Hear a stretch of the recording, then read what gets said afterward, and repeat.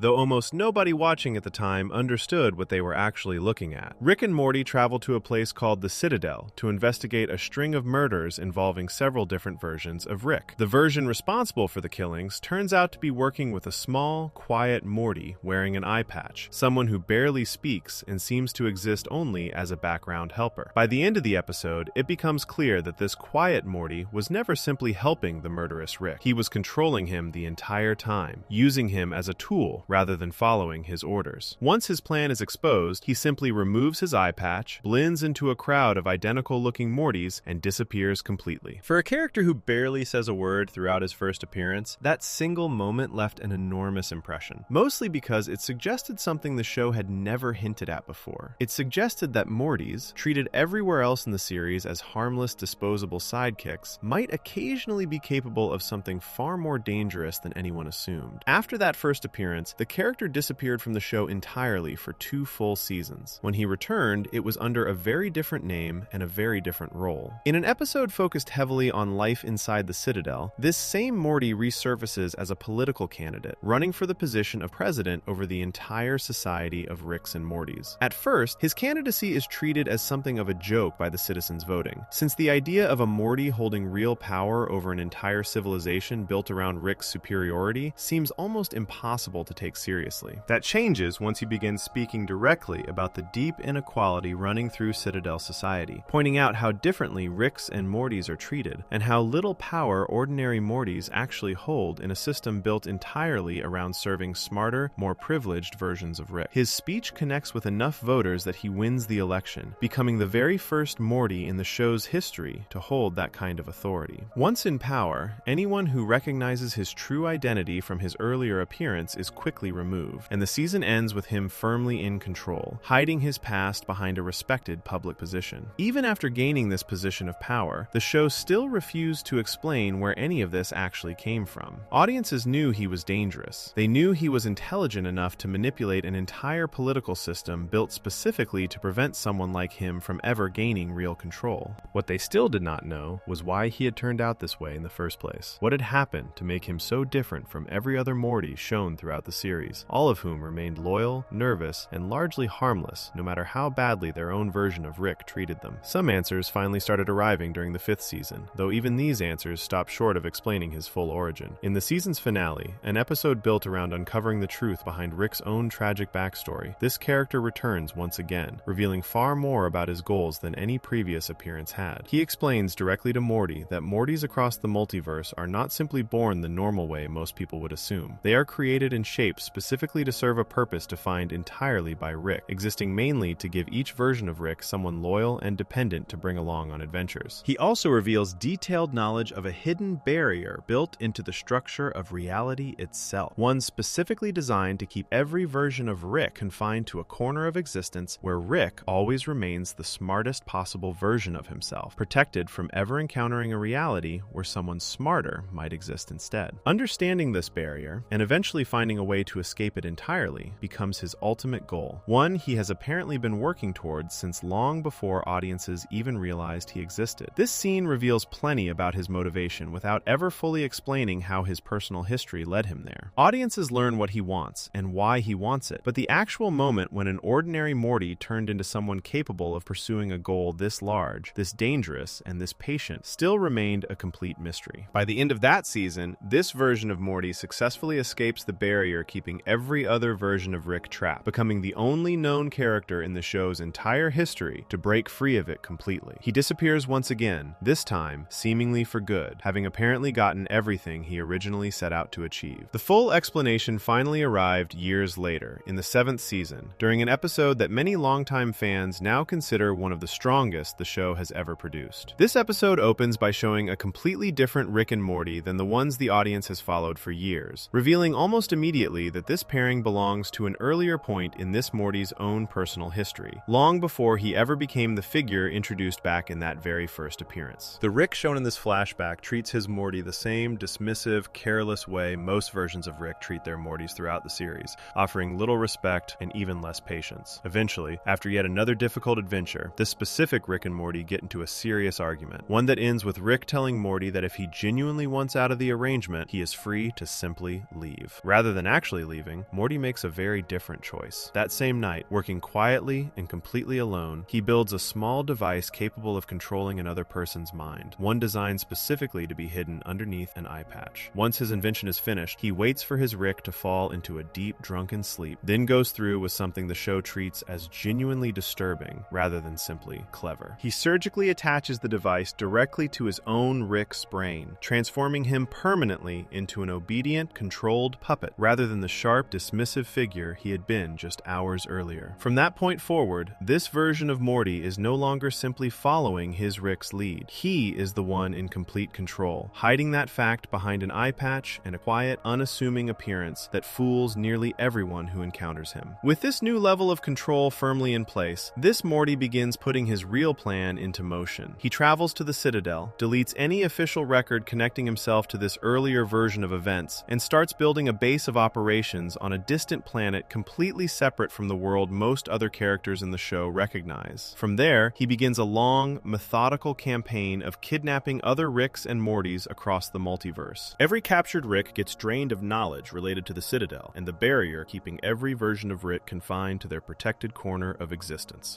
Every captured Morty gets used for an entirely different purpose, functioning as a kind of living shield, hiding the specific brainwave pattern belonging to his own controlled Rick so that Citadel authorities cannot track either of them down. This entire operation runs for a long stretch of time, completely underneath the notice of every other character in the show, years passing before any of it becomes visible to the audience through his first true appearance back in that original Season 1 finale. Once this full history finally becomes clear, it becomes possible to look back at every previous appearance with an entirely new understanding of what was actually happening underneath the surface. That first quiet background Morty standing next to a murderous Rick was never simply assisting someone more powerful than himself. He had already built and installed the exact same kind of control device shown in this flashback, using an enslaved Rick to carry out violence while keeping his own involvement completely hidden. The eye patch that seemed like a small, strange design detail turns out to be the single most important physical clue connecting every version of this character across the entire show. A piece of hidden technology worn openly in nearly every appearance, right in front of an audience who had no reason yet to understand what it actually meant. His later political campaign inside the Citadel also reads very differently once this origin is fully known. Winning that election required convincing an entire society built around treating Mortys as lesser beings that one of their own deserved real power and respect. Given what audiences now know about his personal history, that speech about inequality between Ricks and Mortys was likely not simply clever political strategy designed to win votes. It came from someone who had lived through exactly the kind of mistreatment he was describing. Someone who had experienced firsthand what it felt like to be treated as disposable by a smarter, more powerful version of Rick, before eventually deciding to take total control rather than remain a victim of that same system for the rest of his life. There is something worth sitting with in just how differently this character reacted to mistreatment compared to every other Morty shown throughout the series. Nearly every version of Morty audiences meet across the show responds to being mistreated with fear, nervous compliance, or occasional small moments of frustration that never lead anywhere serious. This particular Morty responded instead by building something capable of taking complete control over the exact person mistreating him, then using that same method repeatedly against countless other Ricks across the multiverse, all in service of a much larger goal involving personal freedom on a scale no other Morty in the show's history had ever attempted to pursue. Whatever separated him from every other version of himself, it clearly was not simple anger or frustration. It was patience, planning, and a willingness to go much further than anyone around him ever expected a Morty to be capable of going. The device itself deserves specific attention here, since it plays such a central role in nearly every major moment connected to this character across the entire series. Once installed, it grants complete control over the Rick wearing it, powerful enough to convert a version of Rick, someone the show consistently treats as brilliant and dangerous in every other context, into a fully obedient tool with no independent will of his own. This detail matters because it shows exactly how far ahead this particular Morty was thinking compared to every other character introduced across the show. Building a device capable of controlling someone widely considered the smartest possible version of a person in existence, then successfully using it without ever getting caught for years afterward, requires a level of intelligence rivaling Rick himself, something the show eventually confirms directly through several later encounters between this character and the show's own main Rick. That intelligence continues showing up clearly across his later appearances as well. During a major confrontation involving Rick Prime, the villain explained in detail, back in Section 2, this Morty demonstrates the ability to successfully impersonate another character closely enough to fool someone as sharp and paranoid as Rick Prime himself, buying enough time to catch him off guard during a critical moment. He also shows the ability to identify flaws in Rick's own approach to a serious, ongoing problem, offering corrections detailed and accurate enough to genuinely help Rick succeed where he otherwise might have failed. Few characters throughout the entire series ever get to correct Rick's thinking and be taken completely seriously while doing it. This particular Morty manages that multiple times across multiple appearances, cementing his position as one of the only characters in the show capable of matching Rick's intelligence on anything close to equal footing. Even after his origin was finally fully explained, this character never fully softened into something easier to sympathize with completely. The show does not ask the audience to forgive him for what he did to his own Rick, and it does not pretend that his actions were somehow justified simply because he suffered real mistreatment beforehand. What it does instead is far more interesting. It allows both things to remain true at the same time. crime. He genuinely suffered under a system built specifically to keep Mortys powerless and disposable. He also responded to that suffering by doing something disturbing and difficult to fully justify, seizing total control over another living being rather than trying to escape the situation through any less extreme method. The show refuses to pick one of these truths over the other, choosing instead to let both sit together, uncomfortably, exactly the way most real explanations of difficult behavior tend to work. His final confirmed appearance, at least as of the most recent events shown in the series, ends with him successfully escaping the barrier that had confined every version of Rick for the character's entire known existence. Having achieved the one goal he had apparently been working towards since that very first quiet appearance years earlier, he chooses not to pursue revenge against Rick directly, even when given a clear opportunity to do so during the final confrontation with Rick Prime. Rather than ending Rick's life once and for all, he reasons that doing so would likely just start another version of the same violent cycle that has already consumed years of Rick's life, and walks away instead, taking valuable information with him and warning both Rick and Morty to leave him alone going forward. It is a strange, almost restrained ending for a character defined so heavily by patience, planning, and complete control, suggesting that whatever drove him toward freedom in the first place mattered more to him in the end than settling old scores with the man who once treated him exactly the way every other Rick treats every other Morty across the entire show. Looking back across his full story, now that the origin is completely known, it becomes clear just how carefully the show built this character across years of scattered, disconnected appearances. Section 1 and Section 2 showed how Rick's own painful history eventually connected directly to a single, clearly explained villain. Evil Morty's story works differently. His history stayed hidden not because a single dramatic event was being deliberately withheld, the way Rick's own backstory was, but because almost nobody watching had any reason to suspect that a quiet background character, glimpsed briefly in a Season 1 finale, was secretly the architect behind everything happening around him. The eye patch was always visible. The clues were always there, sitting quietly in plain sight for years, waiting for an audience patient enough to eventually put them together. Before we move on, if you're enjoying this analysis, please consider subscribing. It helps the channel tremendously. There is still one more member of this same story who deserves close attention. Someone directly connected to everything explained here, though his own secret works in a very different way. Where Evil Morty's history stayed hidden through years of quiet, careful concealment, the true nature of the Morty audiences have followed since the very first episode was revealed almost casually, buried inside a single conversation most viewers barely noticed the first time through. That reveal changes the meaning of the entire show's premise, and it belongs in its own section next. Section 6. Morty Smith, the boy who replaced a dead version of himself. This secret is strange for a different reason than most of the others covered so far. It was never hidden behind years of silence the way Rick's backstory was. It was never left permanently unsolved on purpose the way Beth's clone mystery was. It was simply said out loud, once, in the middle of an ordinary conversation, by Morty himself to his own sister, and then the show moved on almost immediately as if nothing important had happened at all. Most viewers watching for the first time barely noticed it. Once noticed, though, it becomes one of the most unsettling facts in the entire series, because it means the Morty audiences have followed since the very first episode is not, technically, the boy who was born into that family at all. To understand how this happened, it helps to go back to the very end of the first season, to an episode that, on the surface, looks like a fairly simple story about a boy trying to impress a girl he likes. Morty asks Rick for help getting the attention of a classmate named Jessica, someone he has liked for a long time without ever managing to actually talk to her properly. Rick, never one to do anything the easy way, creates a chemical designed to make Morty instantly attractive to her, slipping it into her drink at school. The plan appears to work at first, but it quickly spirals into something much bigger and much worse. The chemical spreads far beyond Jessica, passing from person to person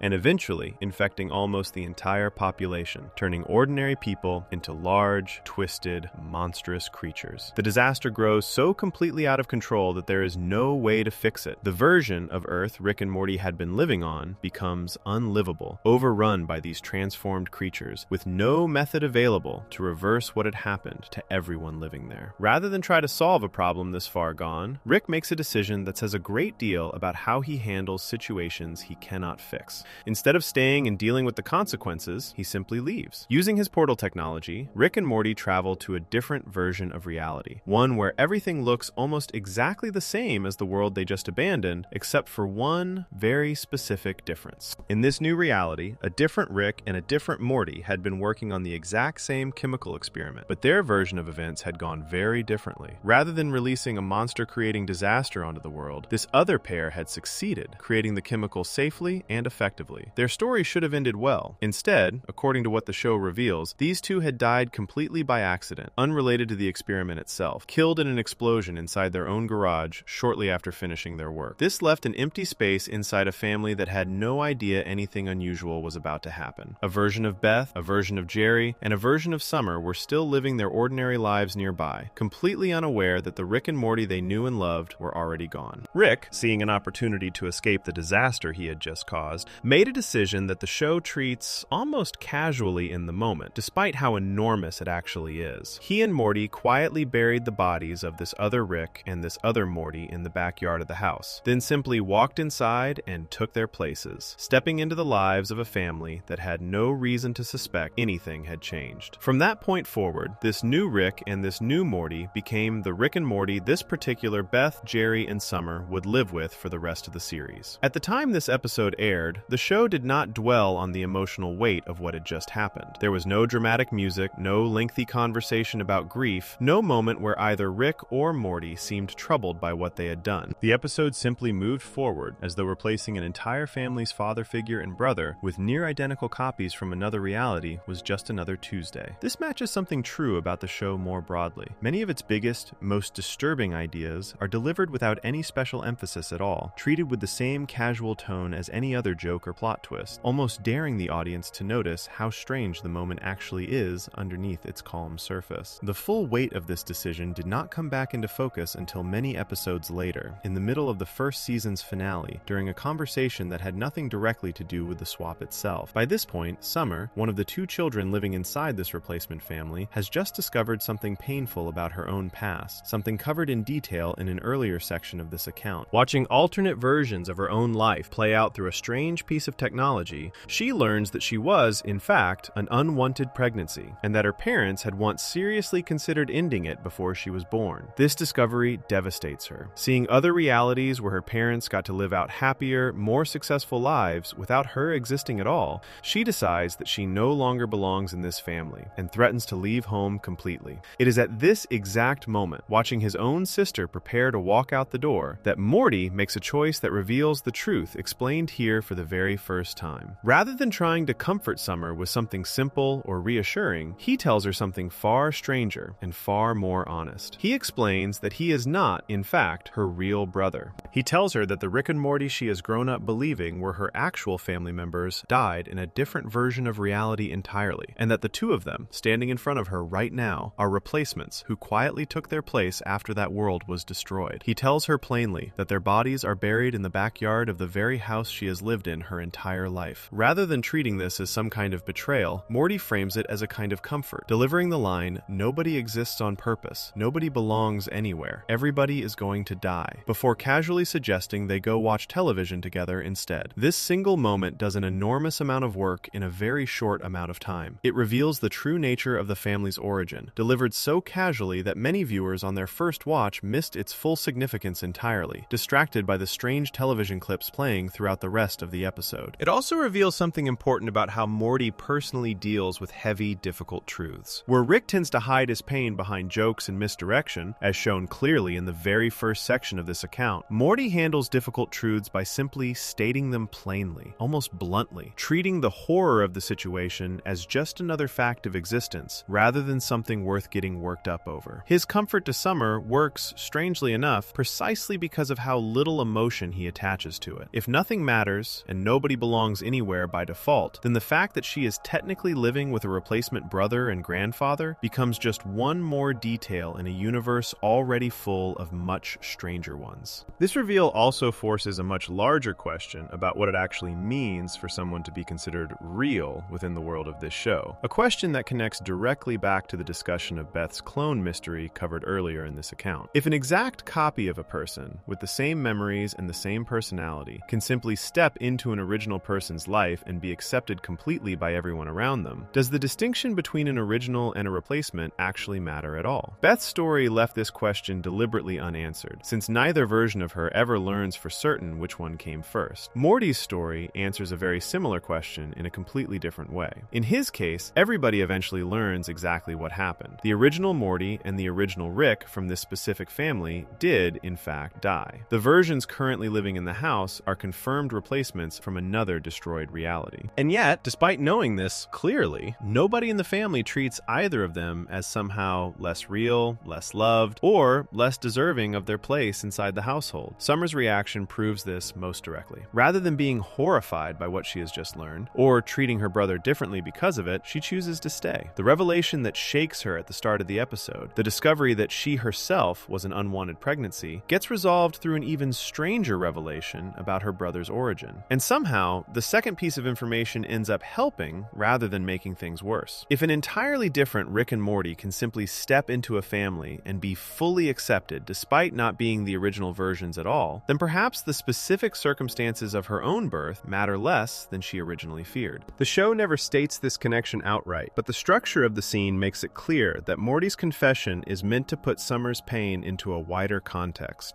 one where questions of who was originally meant to exist within this family stop mattering nearly as much once real love and real time together are added into the equation. There is also something worth examining about how little this revelation actually changes about how the show treats Morty going forward. Once this information becomes known, later seasons do not treat him any differently. He continues going on adventures with Rick, he continues struggling through the same awkward teenage problems any other version of himself might face. He is never treated as somehow lesser or more disposable because of where he actually came from. This matches something true about how the show treats identity across nearly every storyline connected to alternate versions of characters. Whether it is Beth, whether it is Rick himself, who has swapped bodies and identities more than once across the series, or whether it is Morty, replacing an entirely different version of himself who happened to share his exact face and personality, the show consistently suggests that what matters most is not where someone technically came from, but how they choose to live once they are actually there. Still, there is something worth sitting with regarding what happened to the family that never got a chance to say goodbye to their real Rick and Morty. This particular Beth, Jerry, and Summer never learned, at least not right away, that the father figure and the son they had known their entire lives had actually died in a completely different version of reality. They simply continued their lives believing nothing unusual had happened at all, unaware that they were now living alongside carefully disguised replacements. This detail adds a quieter, sadder layer underneath the show's usual chaos. An entire family unknowingly grieved nothing, moved on from nothing, and continued loving people who were, biologically speaking, complete strangers wearing familiar faces. The show never revisits this specific detail directly, with any real emotional weight attached to it, choosing instead to let it exist quietly in the background, another strange fact buried underneath years of adventures that mostly move too fast to slow down and examine what actually happened at the very beginning of everything.